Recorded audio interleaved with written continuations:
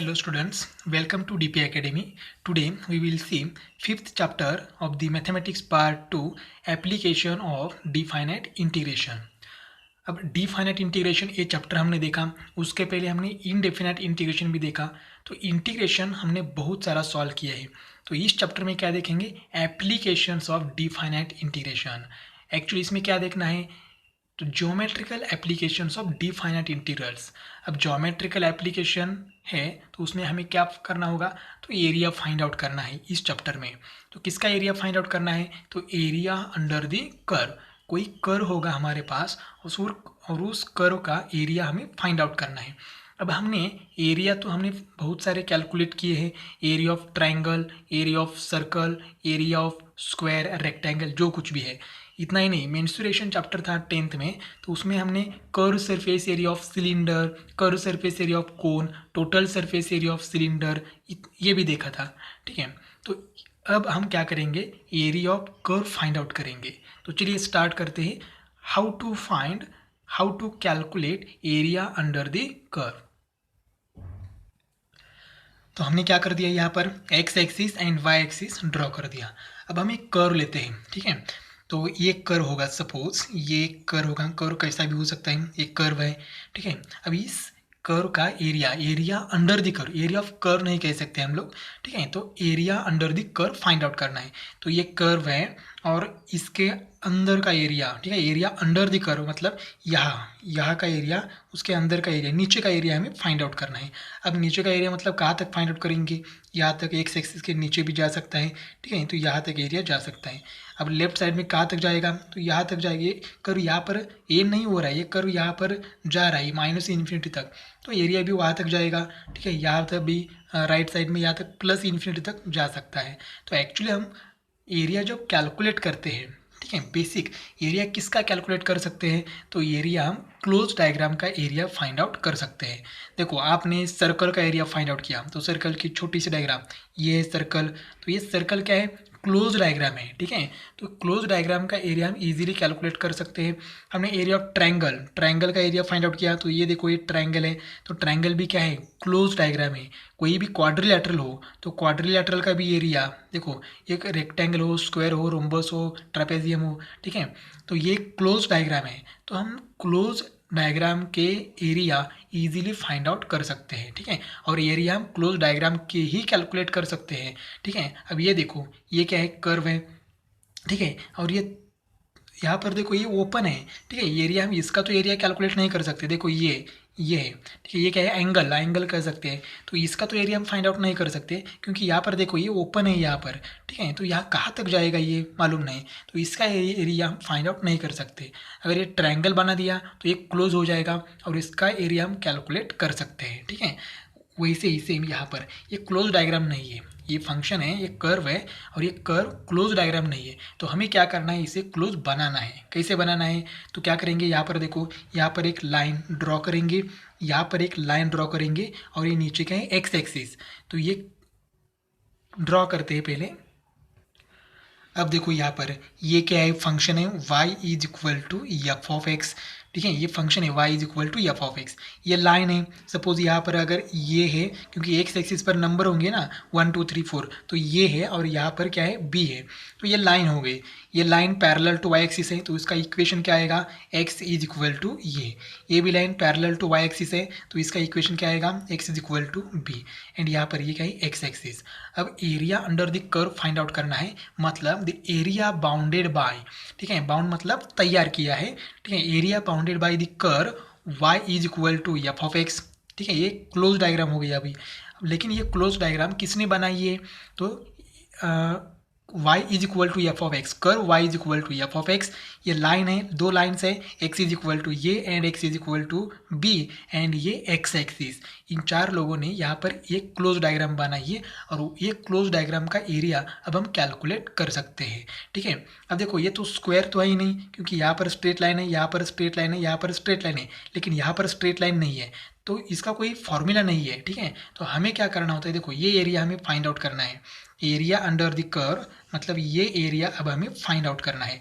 तो area calculate करने के लिए क्या करेंगे हम लोग, तो area A is equal to simple वो जो फंक्शन है, ठीक है, वो जो फंक्शन है उसका इंटीग्रेशन निकालना है।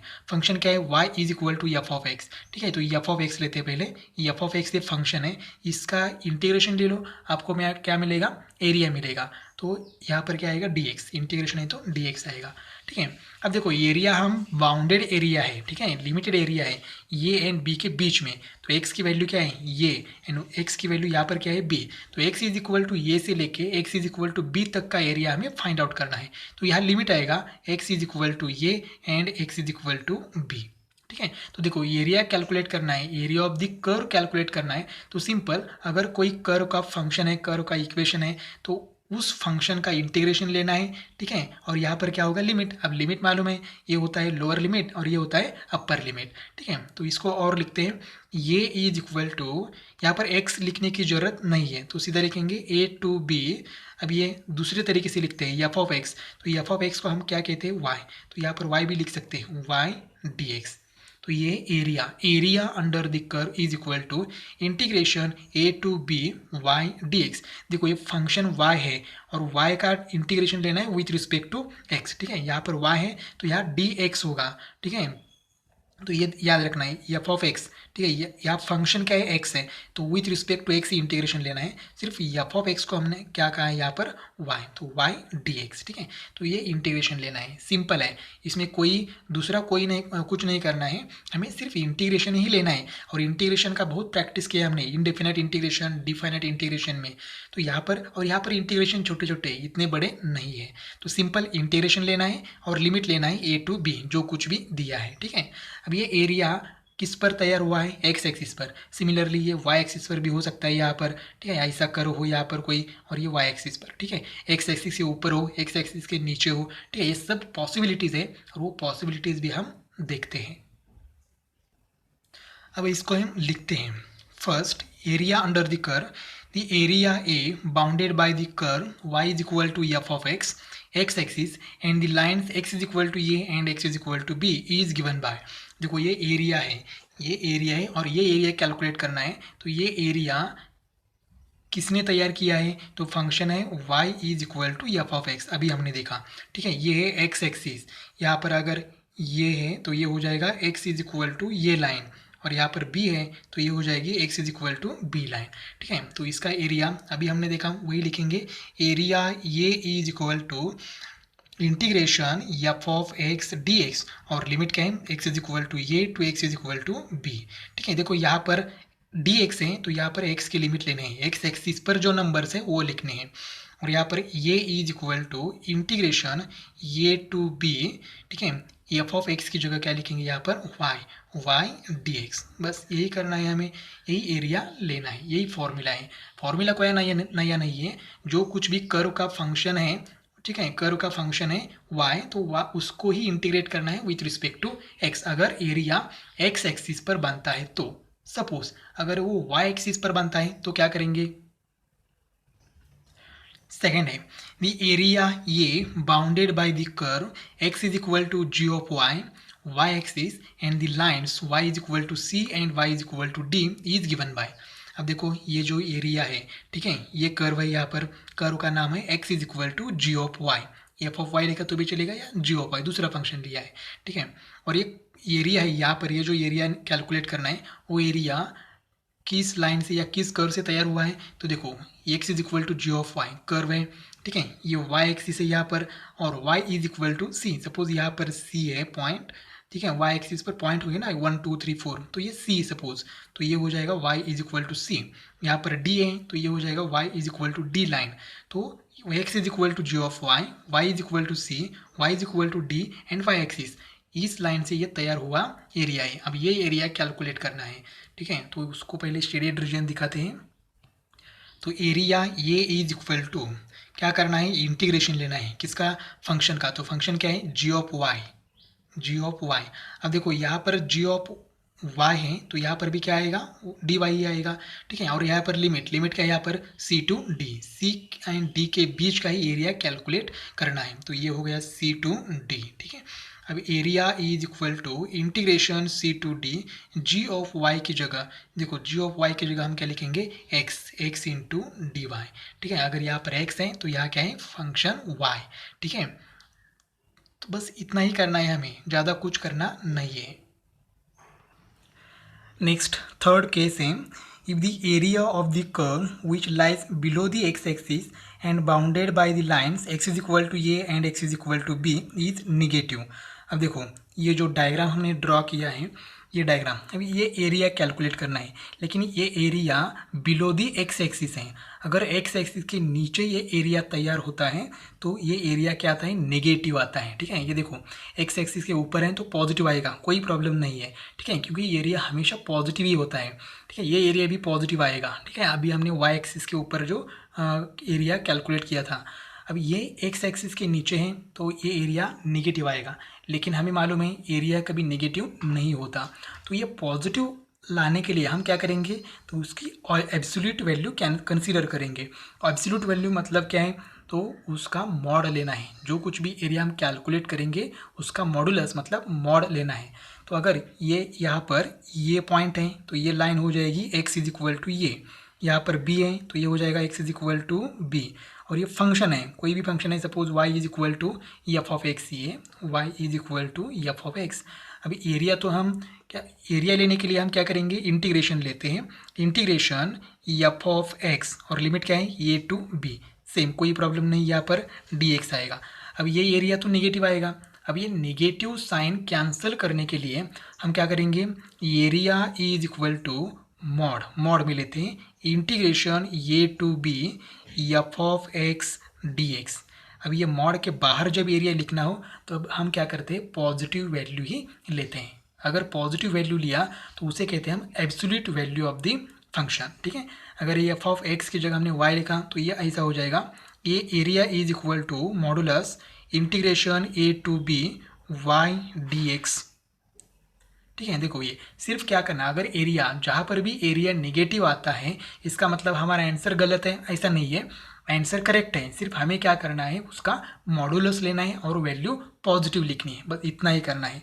ठीक है, क्योंकि ये कर्व एक्स एक्सिस के नीचे है तो वाई एक्सिस के लेफ्ट साइड में हो, ठीक है, तो भी एरिया नेगेटिव आ सकता है। मतलब जहाँ पर भी एरिया नेगेटिव आता है वहाँ पर हमें मॉड लेना है और उसके बाद पॉजिटिव वैल्यू लिखनी है। नेक्स्ट फोर्थ पॉइंट है, the area of shaded region bounded by two curves y is equal to f of x and y is equal to g of x is given by. अब देखो हमारे पास दो curves हैं। ठीक है, एक है ये ऊपर वाला y is equal to f of x और ये नीचे वाला क्या है, y is equal to g of x. अब ये दो कर्व एक दूसरे को इंटरसेक्ट हो रहे हैं इस पॉइंट पे और इस पॉइंट में। तो ये पॉइंट है सपोज ये, ठीक है, और ये है बी। ठीक है, तो ये लाइन हो जाएगी x is equal to b and ये लाइन हो जाएगी x इज इक्वल टू ये।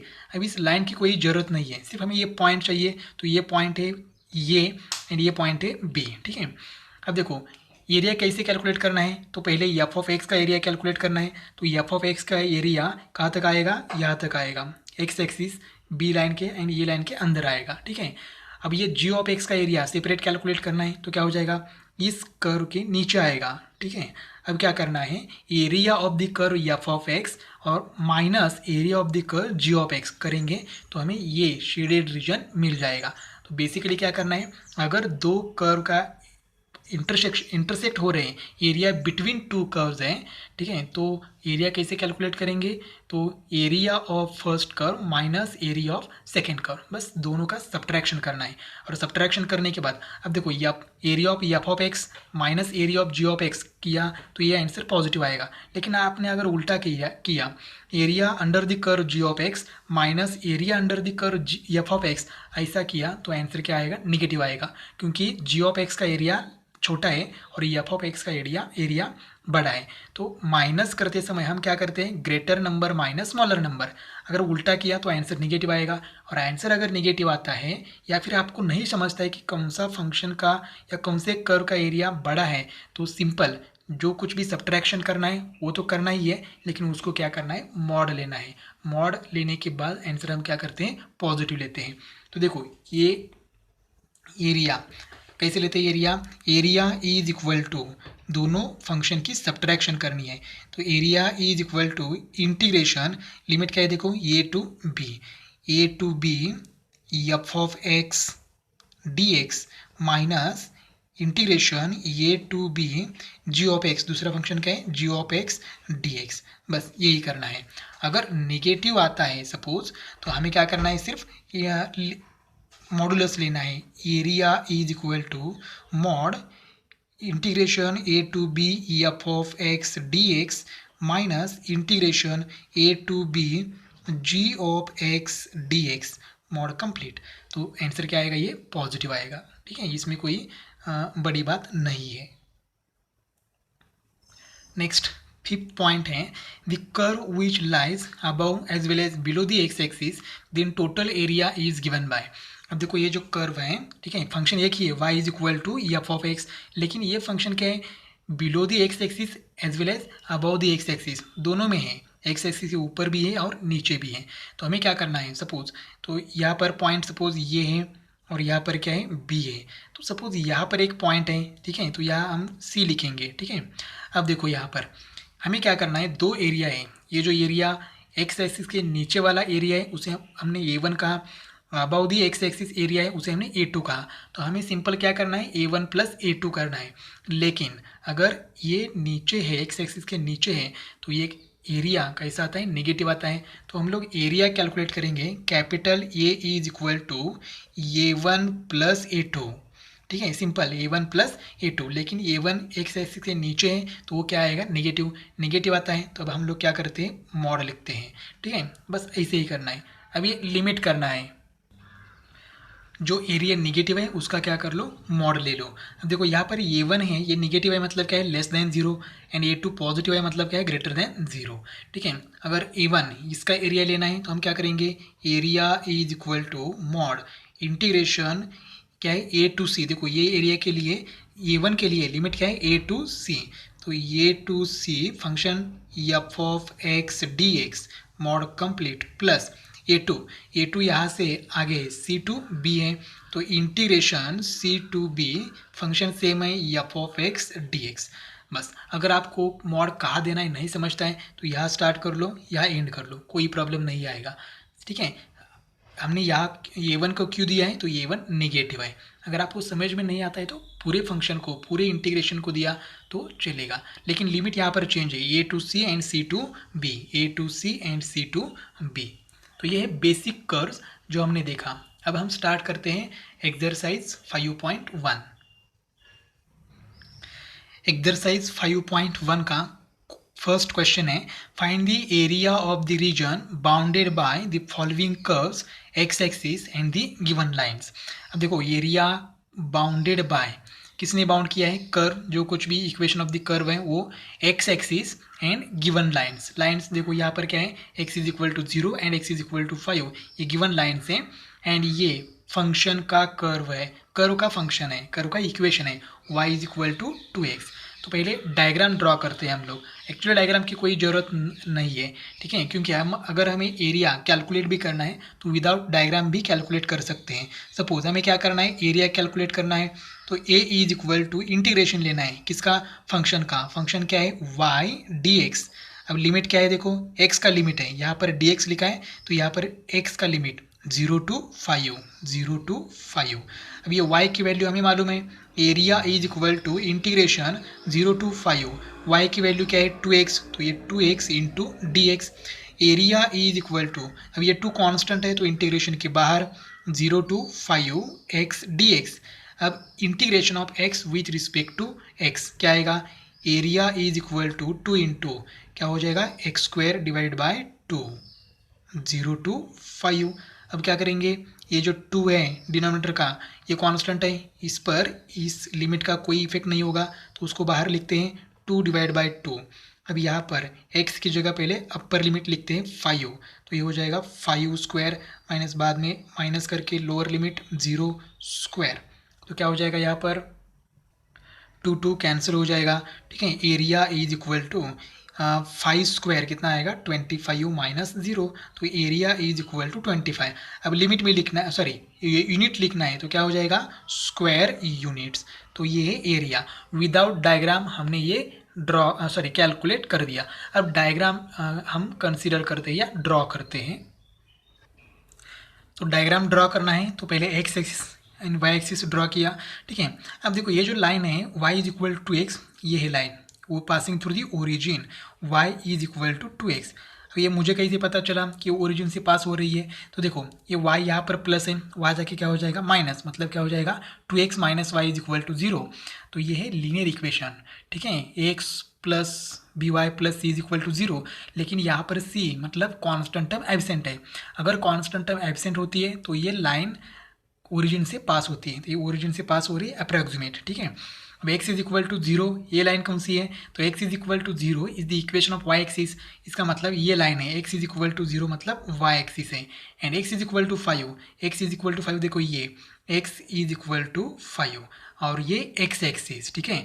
मतलब कर्व, यहाँ पर कर्व नहीं, यहाँ पर लाइन है, ठीक है। Area under the line, line y is equal to 2x x axis and line x is equal to 0 and x is equal to 5।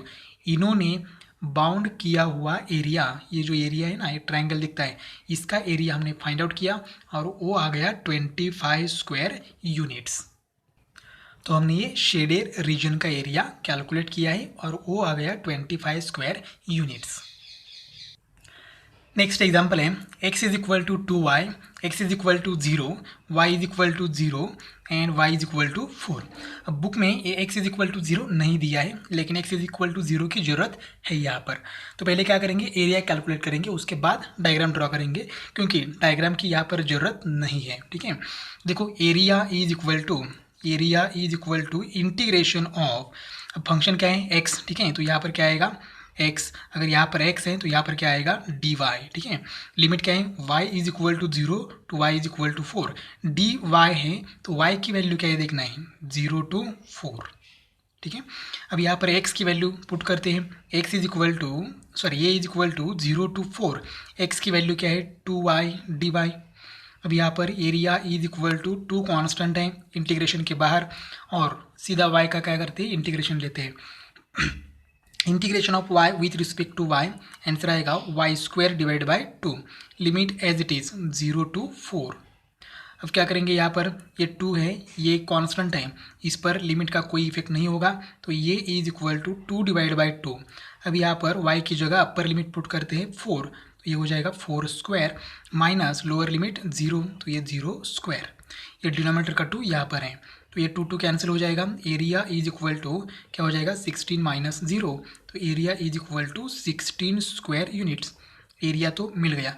अब डायग्राम अपने ड्रॉ किया तो भी चलेगा, नहीं ड्रॉ किया तो भी चलेगा। एक्चुअली 2 मार्क्स के लिए क्वेश्चन है, तो डायग्राम नहीं ड्रॉ किया तो भी चलेगा, लेकिन हम यहाँ पर ड्रॉ करेंगे। देखो डायग्राम में क्या है, ये है एक्स एक्सिस और ये है वाई एक्सिस। अब x is equal to 2y, ये कर्व नहीं है, ये क्या है लीनियर इक्वेशन है, ठीक है।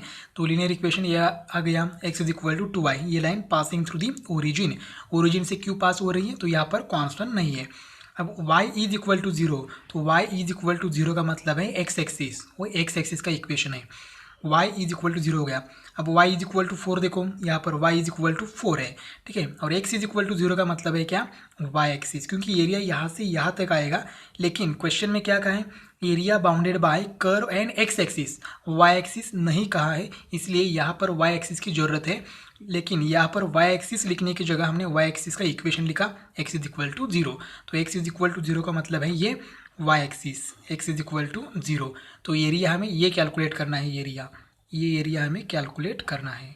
हमने कैलकुलेट भी किया है, आंसर क्या है 16 square units. Next third example है x is equal to 0, x is equal to 5, y is equal to 0 and y is equal to 4।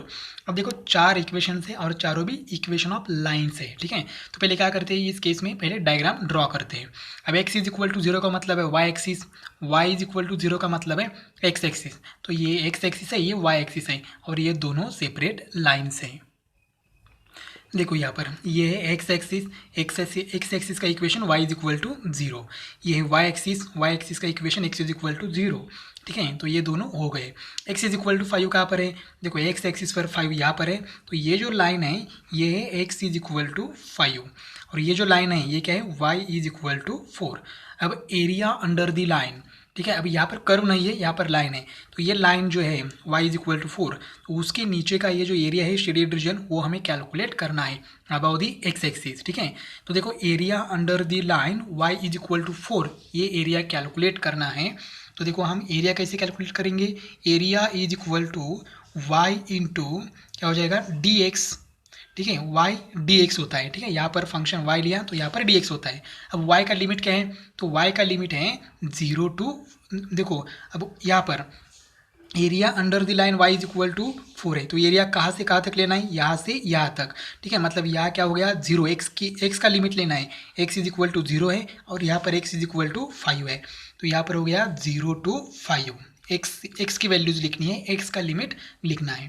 तो area is equal to 0 to 5, अब y की वैल्यू क्या है 4। ठीक है, ये लाइन लिया है हमने, तो इस लाइन पर y की वैल्यू क्या है 4। ठीक है, 0 नहीं लेनी है, तो y इज इक्वल टू क्या हो गया 4 dx। ठीक है, अब यहाँ पर 4 क्या करते हैं, यहाँ पर 4 कांस्टेंट है इंटीग्रेशन के बाहर, तो area is equal to 4 into integration 0 to 5 1 dx। अब ये 1 का इंटीग्रेशन क्या आएगा, 1 का इंटीग्रेशन आएगा x। ठीक है, और ये limit 0 to 5 is equal to 4 into यहाँ पर क्या करते हैं 5 minus 0, upper limit minus lower में लिमिट, तो ये इज इक्वल टू क्या आ गया 20 स्क्वायर यूनिट्स। तो इस तरह से हमने ये कैलकुलेट किया है। अगर सपोज अगर ये एग्जांपल, मतलब हर एक एग्जांपल हम दो दो मेथड से सॉल्व कर सकते हैं, तो स्पेसिफिकली इस एग्जांपल को देखेंगे। देखो हमने ये इज इक्वल टू क्या लिया है y dx। ठीक है, तो हम ऐसे भी ले सकते हैं area is equal to integration x dy। ठीक है, तो अभी हमने क्या किया, area under the line y is equal to 4 calculate किया। अगर हमने x इज इक्वल टू 5 ये लाइन लिया और उसके नीचे का एरिया, मतलब ये जो एरिया है ये y एक्सिस पर कंसीडर किया, तो देखो क्या हो जाएगा, ये एरिया, ये जो लाइन है इसके अंडर का ये एरिया कैलकुलेट करना है। तो लिमिट किसका आएगा, यहाँ 0 और यहाँ पर जो कुछ भी है, तो y की value y is equal to 0 and y is equal to 4, तो यहाँ लिमिट हो जाएगा 0 टू 4। ठीक है, अब x की value, area under the line x is equal to 5 है, तो x की वैल्यू क्या हो गई 5, तो यहाँ पर क्या हो जाएगा 0 टू 4 5 dy। अब ये 5 कांस्टेंट है, तो इंटीग्रेशन के बाहर रहेगा 1 का इंटीग्रेशन क्या आएगा y। ठीक है, और ये limit 0 to 4 as it is, ये 5 इंटू, अब upper limit minus lower limit करना है, तो क्या आएगा 4 माइनस 0, 4 माइनस 0 कितना आएगा 4 इंटू 5, आंसर क्या आएगा 20, ये is equal to 20 square units. देखो कहीं से भी कैलकुलेट करो, हर एक एग्जाम्पल जो हमने फर्स्ट एंड सेकंड एग्जाम्पल भी कैलकुलेट किया वही से कैलकुलेट कर सकते हैं, लेकिन हम सिंपल तरीके से सिंपल तरीका देखते हैं जो कंफ्यूज ना हो। ठीक है, तो ये दोनों मेथड से ये एग्जाम्पल, स्पेसिफिकली ये एग्जाम्पल हम सॉल्व कर सकते हैं। नेक्स्ट एग्जाम्पल है y is equal to sine x, x is equal to 0 and x is equal to π/2। तो एरिया कैलकुलेट करना है, तो area is equal to integration of function क्या है y dx। ठीक है, अब लिमिट यहाँ पर dx है, तो यहाँ पर x की वैल्यूज पुट करनी है, तो क्या है 0 टू π/2, ये लिमिट 0 टू π/2। अब y की वैल्यू हमें मालूम है, area is equal to y की वैल्यू क्या है, देखो इंटीग्रेशन 0 टू π/2 साइन एक्स।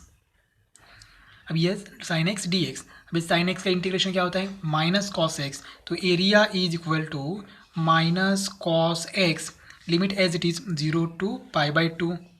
अब ये माइनस बाहर लिखते हैं, ठीक है माइनस, अब यहाँ पर कॉस की जगह पहले अपर लिमिट क्या है π/2, तो ये हो जाएगा कॉस π/2 माइनस बाद में लोअर लिमिट कॉस 0। अब यहाँ पर area is equal to minus cos π/2 की वैल्यू क्या होती है 0 माइनस कॉस 0 की value 1, area is equal to minus 0 minus 1 minus 1, area is equal to 1 square units. देखो विदाउट डायग्राम हमने एरिया तो कैलकुलेट कर दिया, अब डायग्राम ड्रॉ करते हैं।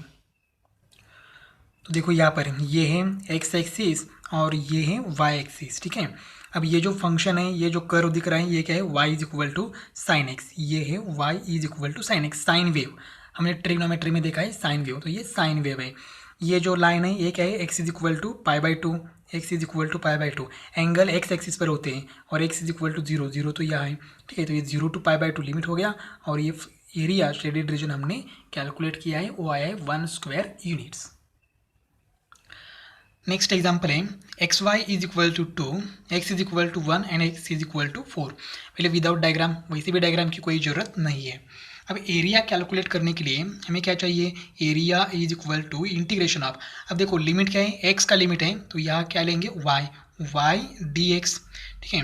लिमिट क्या है 1 to 4, लेकिन हमें y की वैल्यू ही नहीं है। देखो यहाँ पर ये फंक्शन है, ठीक है, ये कर्व है तो कर्व में y इज इक्वल टू देना चाहिए, लेकिन यहाँ पर नहीं दिया है। तो इसको क्या करेंगे हम लोग, x यहाँ पर मल्टीप्लाई है, वहाँ जाके क्या हो जाएगा डिवाइड, तो y is equal to answer क्या आएगा 2 डिवाइडेड बाय x। अब ये y की वैल्यू यहाँ पर पुट करते हैं।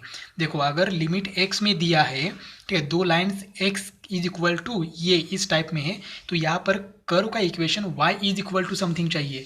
अगर यहाँ पर y इज इक्वल टू नहीं है तो हमें उसमें कन्वर्ट करना है, जो कुछ भी y का कोएफिशिएंट है वहाँ पर हमने ट्रांसफ़र कर दिया। अब y की वैल्यू यहाँ पर पुट करते हैं तो ये क्या हो जाएगा, a is equal to integration 1 to 4, y की value 2 divided by X D x. अब ये 2 कॉन्स्टेंट है, इसको इंटीग्रेशन के बाहर लिखते हैं, a is equal to integration 1 to 4, 2 लिखा बाहर तो यहाँ रह गया 1 अपॉन एक्स डी एक्स। अब ये 1 अपॉन एक्स का इंटीग्रेशन क्या है, स्टैंडर्ड है 2 इंटू क्या हो जाएगा लॉग एक्स, ठीक है, लॉग मॉड एक्स, और limit as it is 1 to 4। अब क्या करते हैं, लिमिट पुट करते हैं, ये इज इक्वल टू 2 इंटू क्या हो जाएगा यहाँ पर, फर्स्ट एक्स की जगह upper limit log 4 minus x की जगह लोअर लिमिट, ठीक है। अब यहाँ पर देखो ये log 1 की वैल्यू क्या है 0, तो ये is equal to 2 into log 4 minus 0। अब ये क्या हो जाएगा, area is equal to 2 into log 4 square units, यही फाइनल आंसर है। अगर आप ये 2 यहाँ पर ले सकते हैं 4 का इंडेक्स, तो 4 का इंडेक्स क्या हो जाएगा 2 और 4 का स्क्वायर क्या हो जाएगा 16। तो फाइनल आंसर ये भी लिख सकते हैं log a is equal to log 16 square units, दोनों का मीनिंग सेम है। अब यहाँ पर डायग्राम की जरूरत तो है ही नहीं, लेकिन हम डायग्राम ड्रॉ करेंगे। अब देखो फंक्शन क्या है, x Y is equal to 2, तो ये तो लीनियर इक्वेशन नहीं है, ठीक है। तो इस ये कर्व होगा, ये स्ट्रेट लाइन नहीं होगी, ठीक है, ये कर्व होगा। तो पहले कर्व ड्रॉ करते हैं और ये दोनों लाइन्स हैं। तो देखो एक्स एक्सिस वाई एक्सिस ये हमारा कर्व है, ठीक है। ये जो है ये क्या है, x Y is equal to 2, approximate है, यहाँ पर हम एक्यूरेट डायग्राम नहीं ड्रॉ कर रहे हैं, हमें कंस्ट्रक्शन हम नहीं कर रहे हैं, ठीक है। तो ये अप्रॉक्सीमेट डायग्राम से सब, एक्स इज इक्वल टू 1 यहाँ पर है straight line, X is equal to 4 यहाँ पर है, और इन तीनों के और एक्स एक्सिस यहाँ पर है, तो एक्स एक्सिस के ऊपर इस कर्व के नीचे एक्स इज इक्वल टू 1 के राइट साइड और एक्स इज इक्वल टू 4 के लेफ्ट साइड में ये एरिया आता है, ठीक है। तो एरिया अंडर द कर्व ये आ गया, तो इसका हमने एरिया भी फाइंड आउट किया। नेक्स्ट एग्जाम्पल है Y square is equal to 4, X is equal to 0 and x is equal to 4। अब देखो एक्स इज इक्वल टू 0 का मतलब है स्ट्रेट लाइन है, वो वाई एक्सिस है, x is equal to 4 straight line है, हम ड्रॉ कर सकते हैं। ये Y square is equal to 4 क्या है, तो ये Y square is equal to X है, तो ये है पैराबोला। तो पैराबोला, अब हमने पैराबोला पढ़ा है 11th क्लास में, तो पैराबोला 4 होते हैं, ठीक है। एक इस राइट हैंडेड होता है, एक लेफ्ट हैंडेड होता है, एक अपवर्ड होता है, एक डाउनवर्ड होता है, और सबका सेंटर क्या होता है 0, ठीक है, मतलब ओरिजिन। तो अब यहाँ पर Y square is equal to 4 है, तो पहले पैराबोला ड्रॉ करते हैं। तो सपोज ये है हमारा पैराबोला, ठीक है, ये है पैराबोला, ये एक्यूरेट एग्जैक्ट डायग्राम नहीं है। अब x इज इक्वल टू 0 मतलब क्या है, y axis x is equal to 0, ये y एक्सिस हो गया, ये x एक्सिस। अब x इज इक्वल टू 4, तो यहाँ पर 4 होगा पॉइंट, तो ये लाइन ड्रॉ करते हैं, तो वो हो जाएगा x इज इक्वल टू 4, ये लाइन हो गई x इज इक्वल टू 4। अब हमें एरिया कैलकुलेट करना है, ठीक है, एरिया बाउंडेड बाय, देखो Y square is equal to 4, sorry Y square is equal to X, तो ये जो कर्व है ये है Y square is equal to X, X is equal to 0 तो ये हो गया, और Y is equal to X is equal to 4 ये हो गया, एंड एक्स एक्सिस यहाँ पर है, क्वेश्चन में लिखा है एक्स एक्सिस, ठीक है, तो एक्स एक्सिस ये है। अब जो एरिया हमें कैलकुलेट करना है वो ये एरिया है, देखो ये पूरा एरिया है यहाँ तक, ये पूरा एरिया हमें कैलकुलेट करना है। अब देखो पूरा एरिया तो एक साथ हम कैलकुलेट नहीं कर सकते, तो हम क्या करेंगे यहाँ पर, देखो ये पहले जो फर्स्ट क्वाड्रेंट में ये जो एरिया है, हम यहाँ पर सपोज कहते हैं ओ, यहाँ पर सपोज कहते हैं ये बी सी। तो देखो हमें एरिया कैलकुलेट करना है, ये area of O A B C O, ये पूरा एरिया हमें कैलकुलेट करना है, ठीक है। लेकिन हमें इंटीग्रेशन के थ्रू कैलकुलेट करना है, तो एरिया इज इक्वल टू क्या आएगा, इंटीग्रेशन 2 इंटू, ठीक है, 2 इंटू एरिया ऑफ, इंटीग्रेशन नहीं लिखेंगे पहले, एरिया इज इक्वल टू क्या है, area of shaded region O A B C O. देखो ओ ए बी सी ओ, इसका एरिया हमें कैलकुलेट करना है। अब इसका एरिया कैसे कैलकुलेट करेंगे, एरिया इज इक्वल टू, तो पहले हम इसका एरिया कैलकुलेट करेंगे, ओ बी सी ओ, जो फर्स्ट क्वाड्रेंट में एरिया दिख रहा है उसका एरिया कैलकुलेट करेंगे। तो नीचे का एरिया कितना होगा, उतना ही होगा, क्योंकि ये सिमेट्रिक है, ठीक है। पैराबोला एक्स एक्सिस को क्या होता है, सिमेट्रिक होता है, ठीक है, ये पैराबोला। तो जिसका ये एरिया है, मतलब ये एरिया जितना है उतना ही ये एरिया आएगा। तो यहाँ पर हम क्या करेंगे, 2 इंटू एरिया ऑफ किसका एरिया कैलकुलेट करेंगे, O B C O, area of O B C O, ठीक है। अब ये एरिया कैलकुलेट करने के लिए एरिया इज इक्वल टू क्या हो जाएगा, देखो 2 एज इट इज़।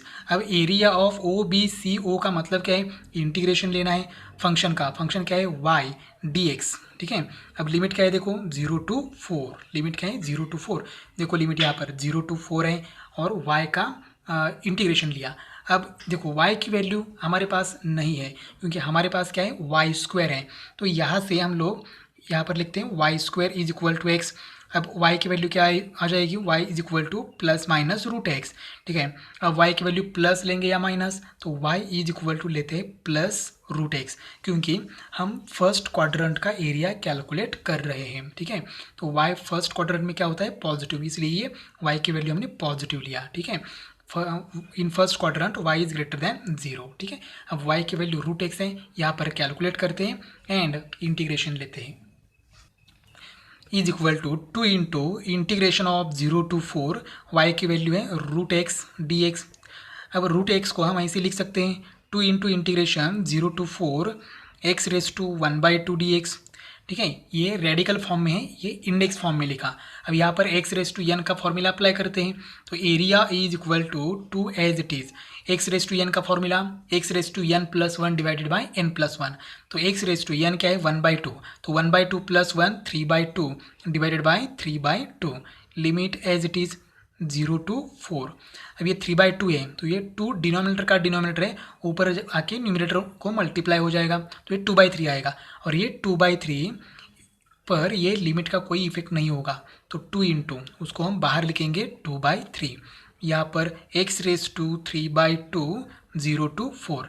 अब यहाँ पर देखो क्या हो जाएगा 4/3, एरिया इज इक्वल टू 4/3। यहाँ पर पहले x की जगह क्या करते हैं, अपर लिमिट क्या है, देखो 4 raise to 3/2 minus 0 raise to 3/2, ठीक है। अब ये 4/3 इंटू, देखो यहाँ पर 4 का पहले क्या करते हैं 1/2, देखो यहाँ पर मैं यहाँ पर कैलकुलेट करता हूँ, 4 रेस टू क्या है 3/2, तो इसको हम ऐसे लिख सकते हैं 4 raise to 1/2 raise to 3, index का इंडेक्स है तो क्या हो जाएगा मल्टीप्लाई, 1/2 इंटू 3 क्या आएगा 3/2। अब ये 4 रेस टू 1/2 मतलब 4 का स्क्वायर रूट 2, और ये ऊपर का क्यूब एज इट इज 2 का क्यूब 8, मतलब 4 रेस टू 3/2 की वैल्यू क्या आती है 8 माइनस 0 रेस टू 3/2 0। अब ये आएगा 8 इंटू 4 32, तो एरिया इज इक्वल टू क्या आ गया 32 डिवाइड बाई 3 स्क्वायर यूनिट्स। तो ये पूरा एरिया आ गया, पूरा एरिया मतलब क्या है ओ ए बी सी ओ, ये पूरा एरिया आ गया 32 डिवाइड बाई 3 स्क्वायर यूनिट्स। तो देखो हमने क्या किया, यहाँ पर अगर पैराबोला सर्कल है तो इसी टाइप में करना है, तो ये एरिया निकालेंगे हम ओ बी सी ओ, एक पार्ट का एरिया निकालेंगे, और यहाँ पर 2 पार्ट है और वो सिमेट्रिक है, इक्वल है, तो जिसका जितना एरिया ओ बी सी ओ का है उतना ही area O A B O का होगा, इसलिए हमने यहाँ पर 2 से मल्टीप्लाई कर दिया, ठीक है। 2 पार्ट है ना, एक और ये 2 से मल्टीप्लाई कर दिया, अगर 3 पार्ट होते 3 से मल्टीप्लाई कर देते, तो इस तरह से ये सॉल्व करना था। क्वेश्चन फर्स्ट का लास्ट एग्जाम्पल है Y square is equal to 16x, X is equal to 0 and x is equal to 4। देखो प्रीवियस एग्जाम्पल जैसे किया है वैसे ही करना है। ये भी क्या है, पैराबोला है। लिमिट दिया है 0 to 4। तो देखो ये जो कर्व है ये क्या है, पैराबोला। ठीक है, ये है parabola. Y square is equal to 16x, X is equal to 0, Y axis का इक्वेशन है, और एक्स इज इक्वल टू 4। ये जो लाइन है एक्स इज इक्वल टू 4, तो वाई एक्सिस ये लाइन और ये कर्व के बीच का एरिया ये जो है ये हमें कैलकुलेट करना है। तो यहाँ पर ओ है, यहाँ पर ये बी एंड ये सी, मतलब हमें कौन सा एरिया फाइंड आउट करना है, area O A B C ओ, इसका एरिया हमें फाइंड आउट करना है। तो पहले देखो y की वैल्यू कैलकुलेट करते हैं। ठीक है, तो ये है Y square is equal to 16x। तो यहाँ पर y क्या आएगा, y is equal to plus minus 16 का स्क्वायर रूट 4 और x का क्या आएगा, रूट x। लेकिन हम क्या करेंगे, जो फर्स्ट क्वाड्रेंट में जो एरिया है ओ बी सी ओ, ये एरिया हम कैलकुलेट करने वाले हैं। तो उसका लिमिट भी हमें दिया है 0 to 4। ठीक है, तो हम क्या करेंगे, फर्स्ट क्वाड्रेंट का एरिया कैलकुलेट करेंगे, और फर्स्ट क्वाड्रेंट में y क्या होता है, पॉजिटिव। तो y की वैल्यू पॉजिटिव लेते हैं। y is equal to 4 root x।